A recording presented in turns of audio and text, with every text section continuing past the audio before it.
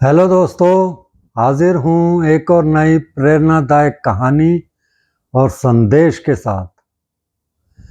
आज की कहानी आपको सोचने पर मजबूर कर देगी कि हम ईश्वर से मिलने के लिए मंदिर या किसी तीर्थ स्थान पर जाते हैं, जबकि कभी-कभी ईश्वर खुद हमारे दरवाजे पर आकर खड़े होते हैं।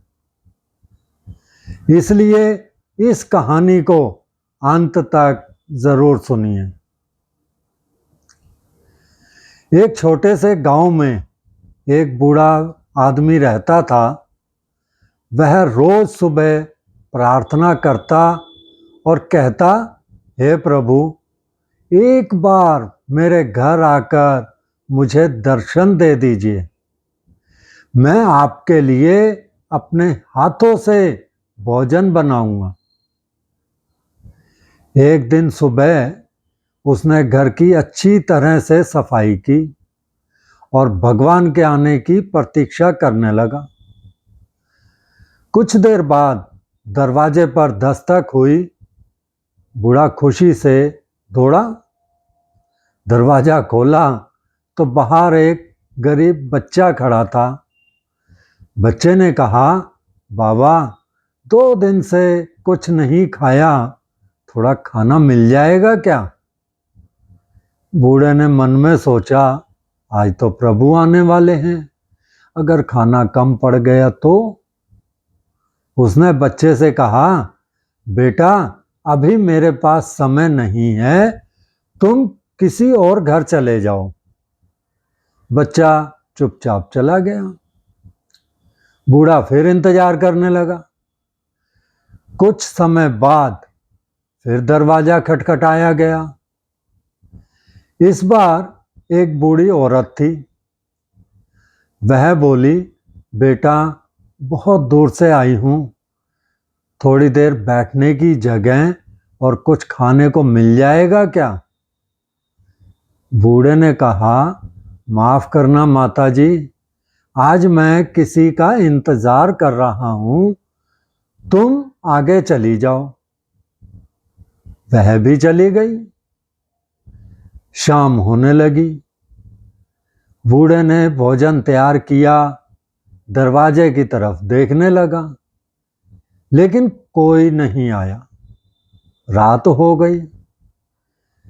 वह निराश होकर प्रार्थना करने लगा और बोला, प्रभु, मैंने तो पूरे दिन आपका इंतजार किया, फिर भी आप नहीं आए।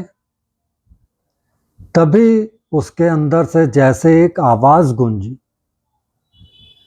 मैं तो आज 2 बार तुम्हारे दरवाजे पर आया था। बूढ़ा व्यक्ति हैरान हो गया। उसकी आंखों के सामने उस भूखे बच्चे और बूढ़ी औरत का चेहरा घूम गया। उसकी आंखों से आंसू बहने लगे।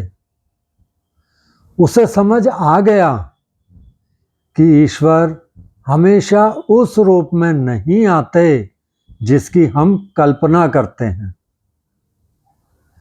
कभी वह भूखे इंसान के रूप में आते हैं, कभी किसी जरूरतमंद के रूप में आते हैं, और कभी किसी ऐसे व्यक्ति के रूप में आते हैं जिसे हमारी मदद की सबसे ज्यादा जरूरत होती है।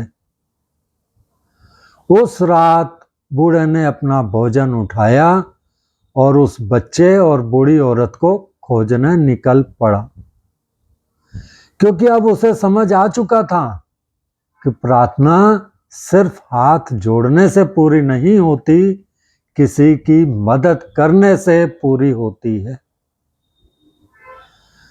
दोस्तों, ईश्वर को पाने के लिए बड़ी बड़ी चीजों की जरूरत नहीं होती।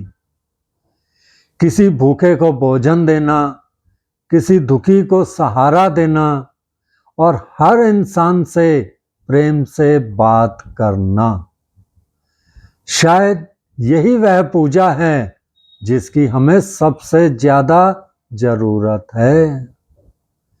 इसलिए अगली बार जब कोई जरूरतमंद आपके दरवाजे पर आए तो एक पल रुककर सोचिएगा, कहीं ऐसा तो नहीं कि जिसे आप मदद मांगने वाला समझ रहे हैं वह वास्तव में ईश्वर ही हो।